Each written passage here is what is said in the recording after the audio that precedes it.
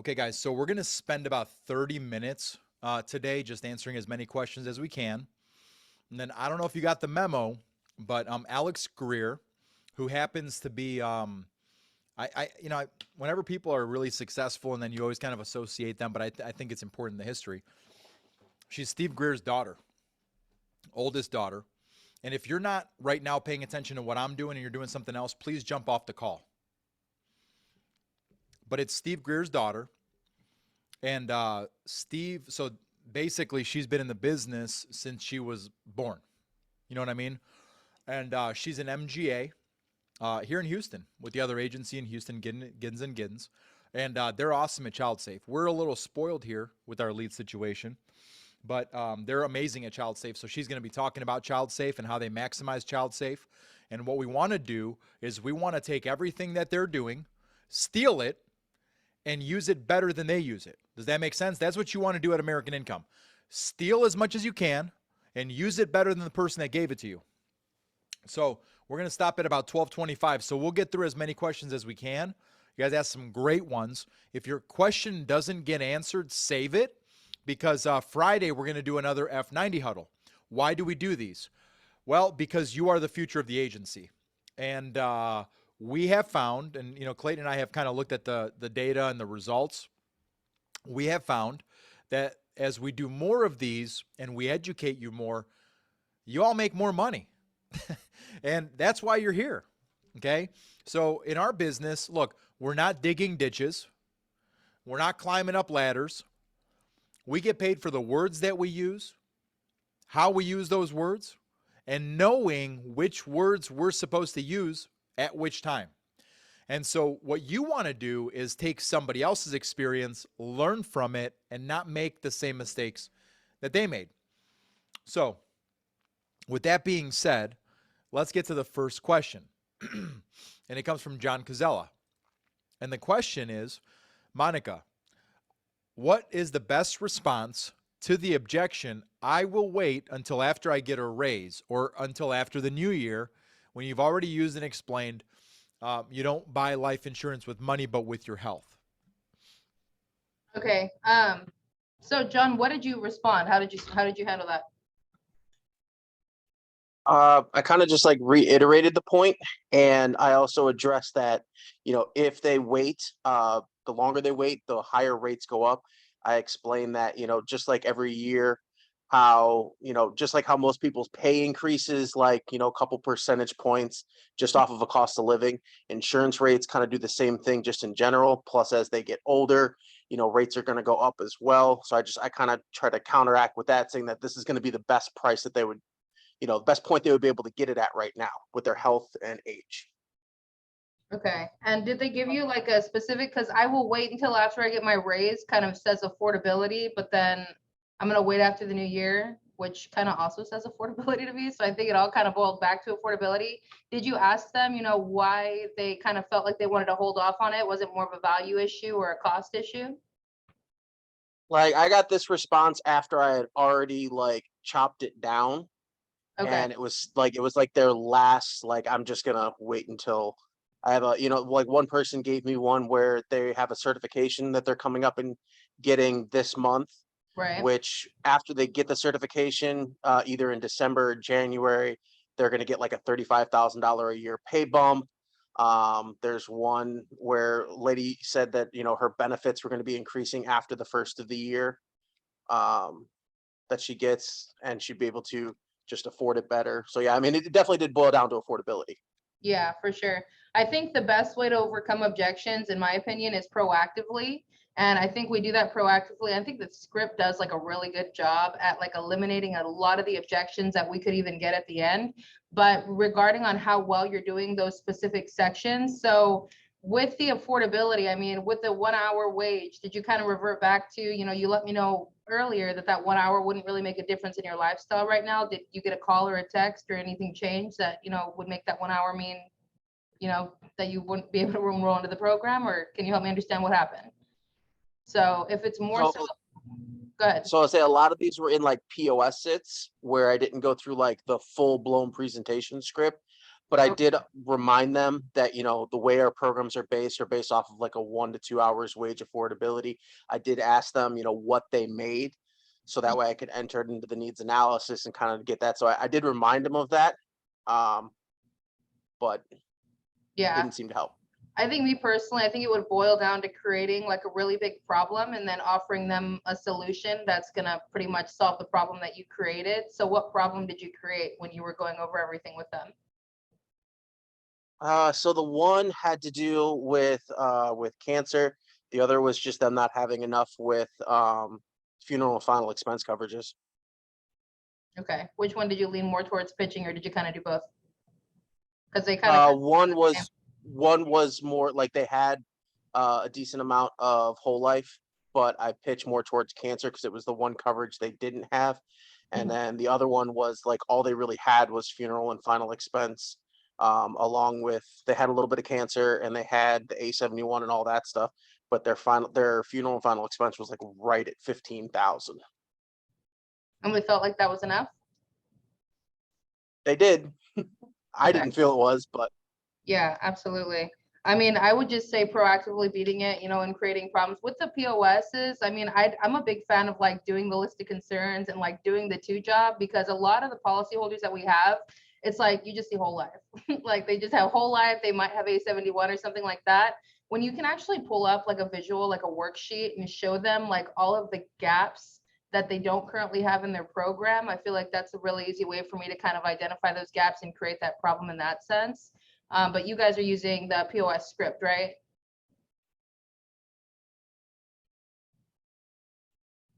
I don't know if my sound went out. I didn't hear what you said. yes, I am. Sorry, I don't know if Okay, you heard yeah. me.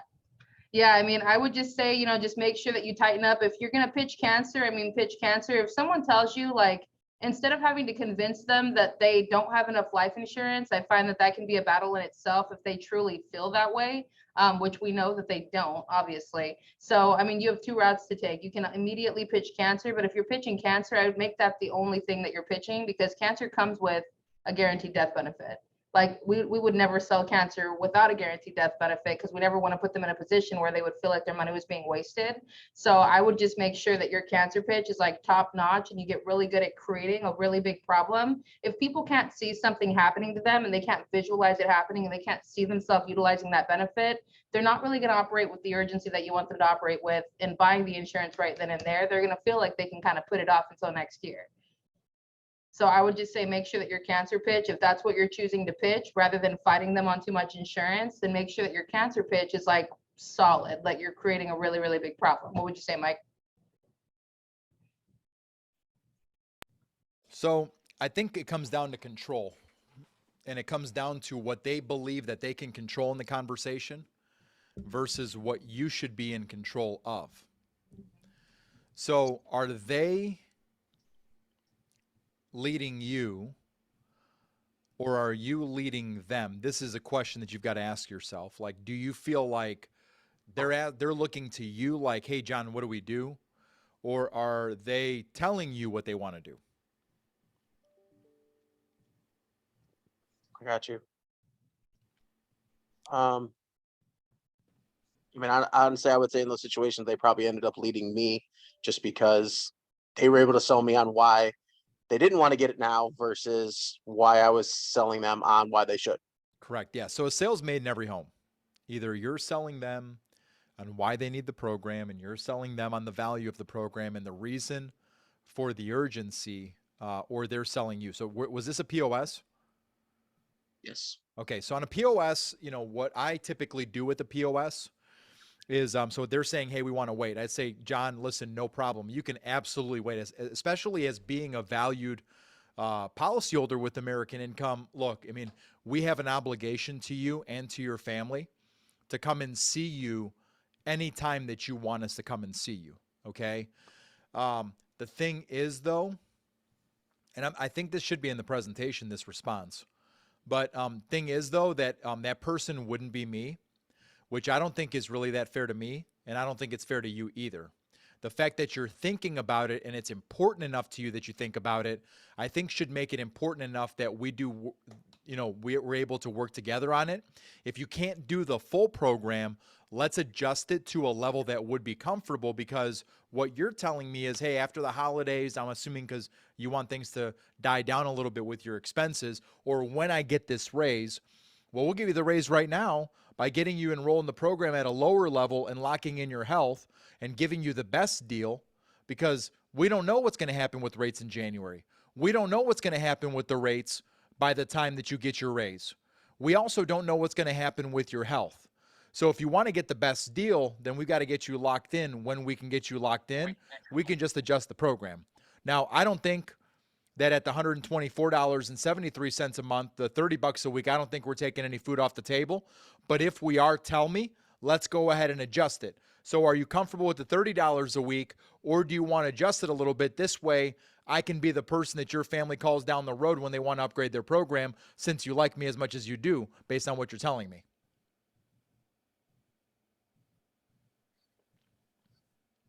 That's fire. So I would put it on that. I would make it hard for them to personally reject you by telling them that your ability to work with them is tied to this visit. That yes, we'll send someone else, but it won't be me. And I don't think that's fair to me or you, because we've already established a relationship. The fact that you're thinking about it already tells me that you think that it's important. And the fact that you want to wait tells me that maybe it's just right now a temporary affordability thing, which I get. You guys are busy. You got a lot going on. So let's go ahead. We can always adjust the program if you need to. Personally, I don't think this $30 a week is going to take food off the table. If I were you, I would jump at this. They're looking for your confidence in the closing of making the recommendation. So you know, this is where like fake it before you make it matters. Is if I said to you, John, I want you to tell, okay, here's what I want you to do. I want you to tell me, I'm going to tell you that right now we want to wait till after the holidays, and I want you to tell me that if they want to work, that if I want to work with you, it's tied on this visit right now, and that we can adjust the program if we need to, but I want you to reclose me at $130 a month or $30 a week. So I say to you, John, listen, you did a great job, but we want to wait till after the holidays, or I'm expecting a raise, and it'll be a better time for us financially at that time. Mike, I totally get that. That makes absolute sense. And if I was in your shoes, I'd probably be thinking the same thing. But I just want to let you know, you can absolutely wait and do this later. But I can tell you right now, when someone else sits down with you, it's probably not going to be me, because the ability to work with me is tied with our visit today. And I get that maybe you're feeling that right now, that this $130 or maybe, $30 a week is just a little bit too much of a stretch for you guys right now.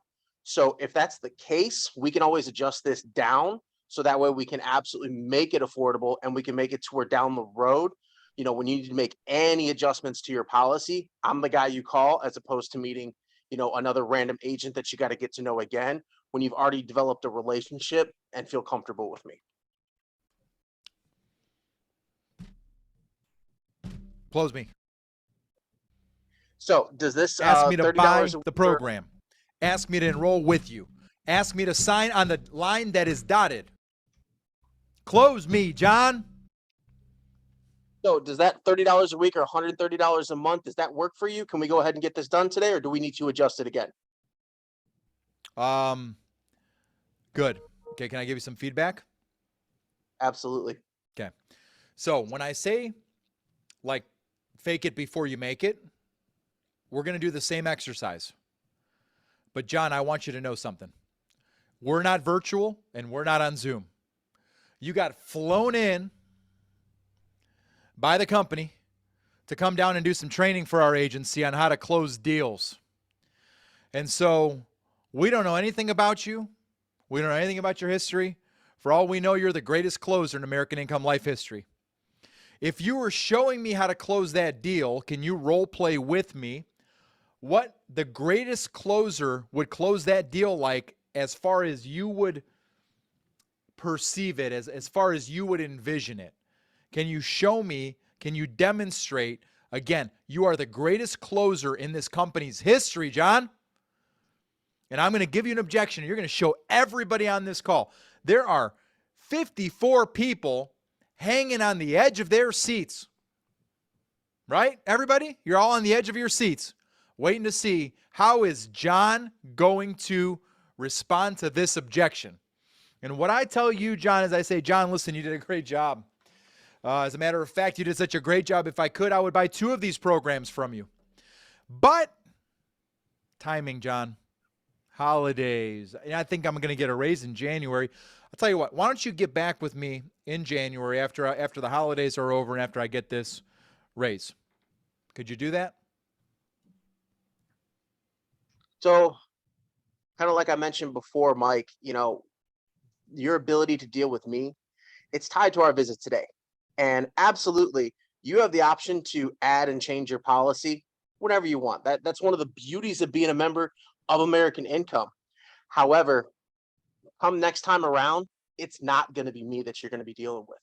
And the person that you're going to sit down with may not see the gaps in the needs like I do. And I would really hate for your family to miss out on all the possible areas of protection that we're going to lock down today if you decide to wait. So like I said, we're looking at about $30 a week right now, which comes out to $124 a month. Let's go ahead and get this enrolled today so that way your family is 100% protected. And that way, if there's any changes you need to make down the road, you can call me and we can work together to make sure that your family is best protected with our program. Much better, John. Much better. Now you say, did you want your wife to be the beneficiary on that, or did you want your kids to be the beneficiary on that?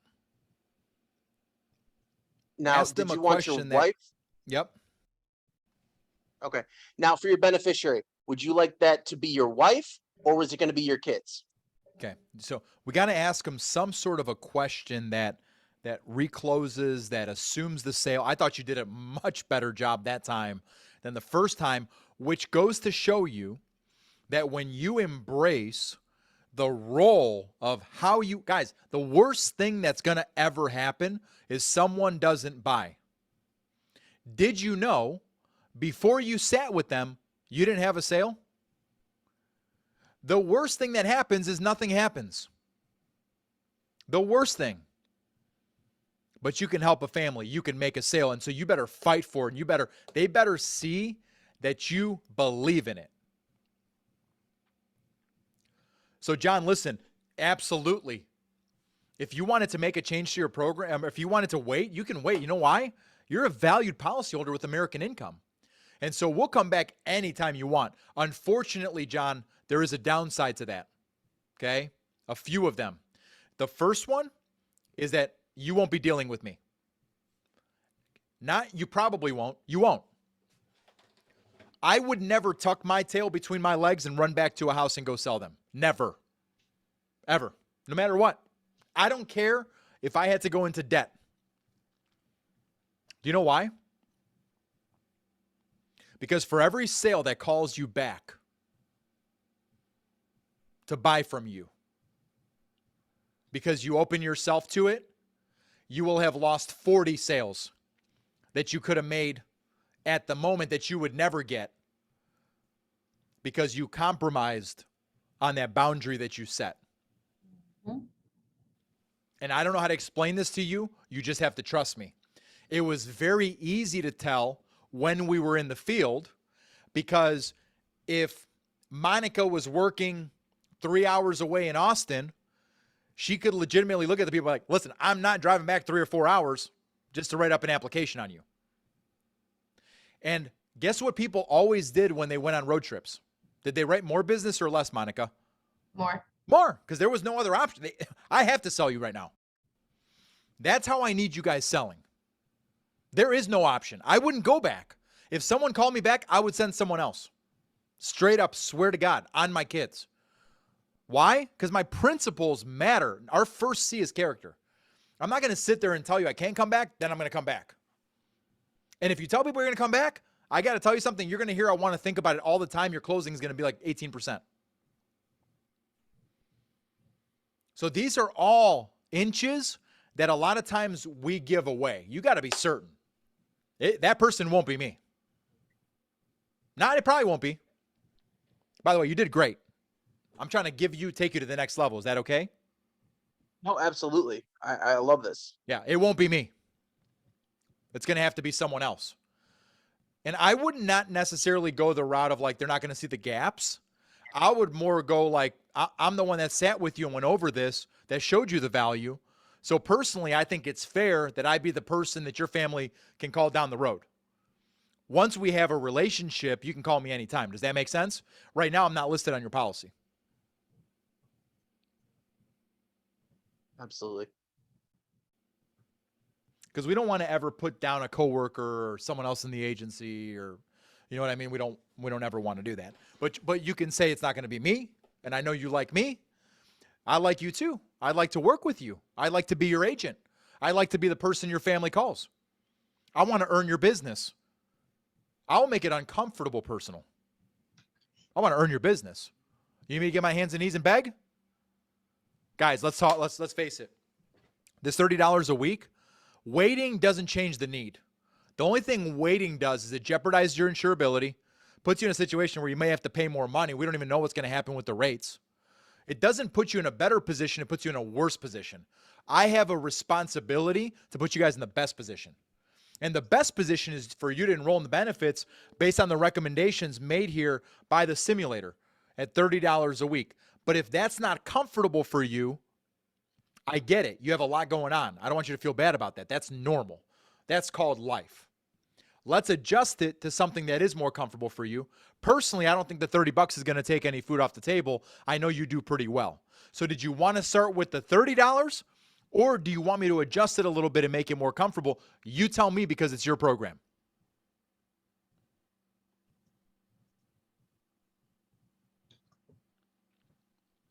And then I shut up and I make it uncomfortable.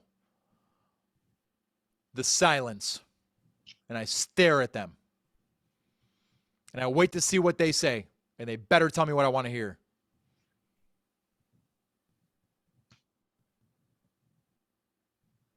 Love that, Mike. Thank you. Okay? Now, if we would role play like another 3, 4, 5 rounds for about another 10 minutes, make your ass a freaking beast at closing, dog. Let's go get it. Sign me up. I know you Sign me can up. do it. I know you can do it. All right. Let's see here. Joseph. There he is. Has been killing it.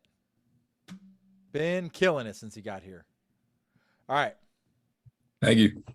What are some of the best ways to establish control in the sits? So, I feel like I hit some of those.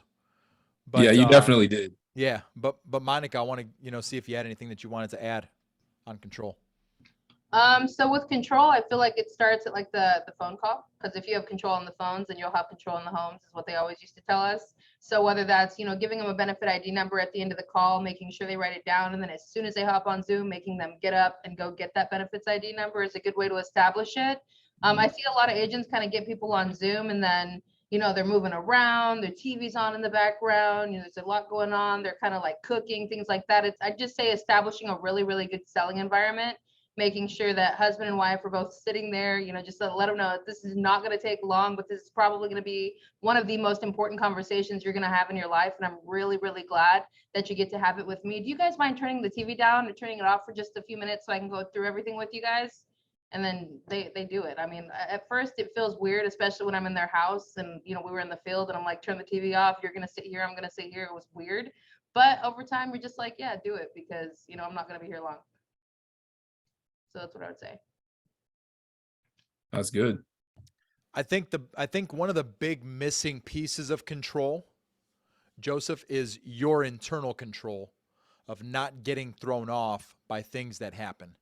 And your ability to drown out the noise and keep the blinders on, and you controlling yourself, not allowing the wind to be taken out of your sails because someone gives you an objection or pushback, not allowing the challenges of the day to ruin your day.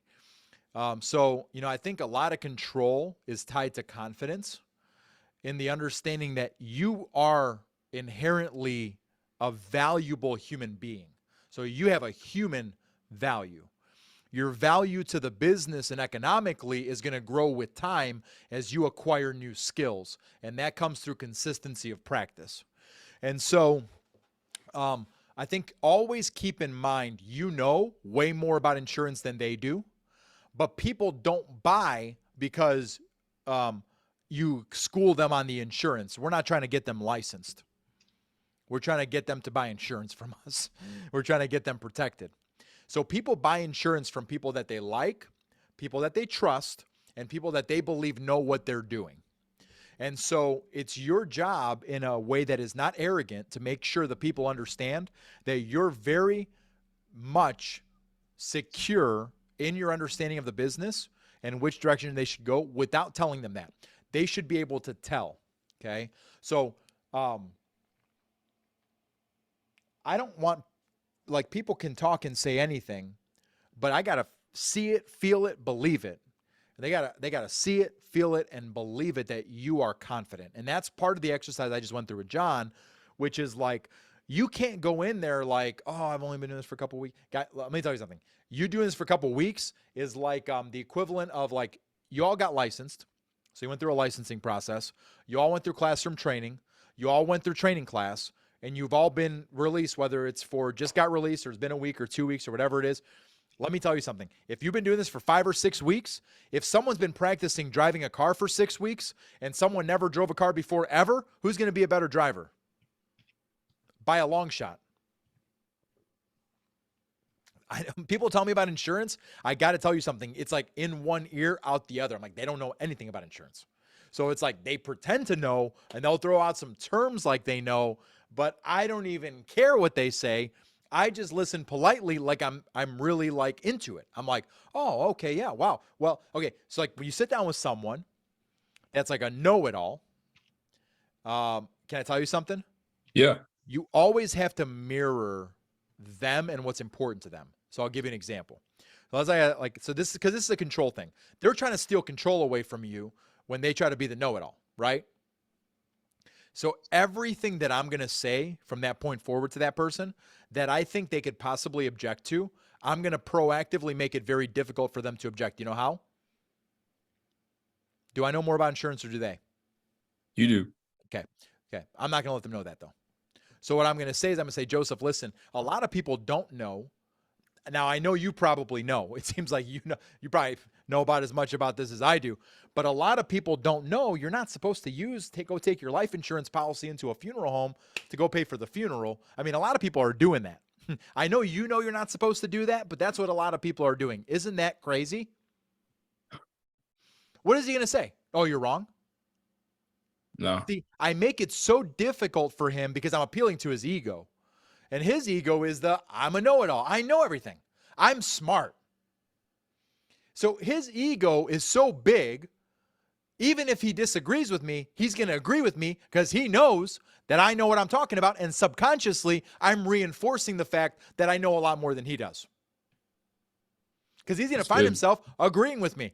And if he agrees with me for 45 minutes like this, you know what's going to happen at the end? It's really weird for him to go, no, because he's been doing this for 45 minutes.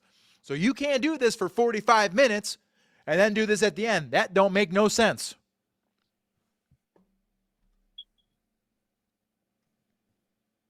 That's good. Thank you. I've been doing this for a long time. There's the link. No, thanks for I was messing with you. Great job. Keep up the good work. There's the link in the meeting ID if you need the meeting ID, but the link should just work. We're going to go ahead and jump on the Zoom call with Alex Greer on Child Safe. Guys, thank you so much for taking the time to be on today. Monica, thank you for your tips, your advice, your feedback. And Friday, this call will continue with Clayton and whoever his special guest is. All right, guys, let's have a great day. Appreciate Numbers it. here.